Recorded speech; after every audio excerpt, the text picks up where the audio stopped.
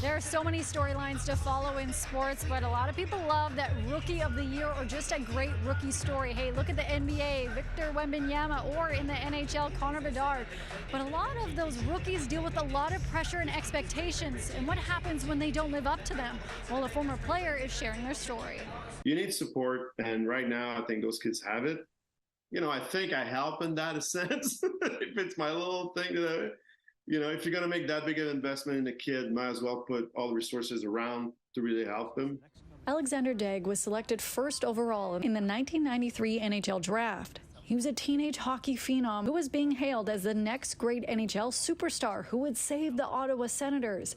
But that's not quite how the story went. He's never going to meet the fans' expectations. Better for us and better for him if he moved on and had a fresh start somewhere else. Now, years after his career has ended on the ice, he's reflecting in a new documentary on Amazon Prime on how he navigated the unrealistic expectations put on him as a teenager. People knowing more, well, it is what it is, but in 30 years ago, there was no Facebook and there was no Instagram, so I'm guessing they don't have the full story. The 48-year-old is hoping people will watch the documentary to get that full story from his perspective. His story is a wild one. At one point, he even retired a few years from the game at the age of 25. Has there been maybe a storyline out there that you think this may address? That people kind of maneuver stories and embellish them?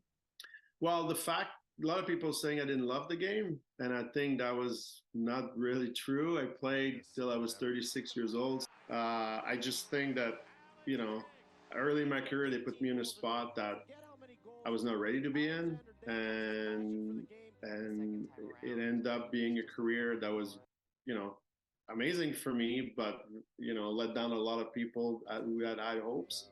The proud husband and father is excited for the public to see the documentary, but also for his kids to see him play because they were born after his career was over. How are you feeling about this being released? I'm telling you, nostalgia is it's an aphrodisiac. That's what I'm hearing.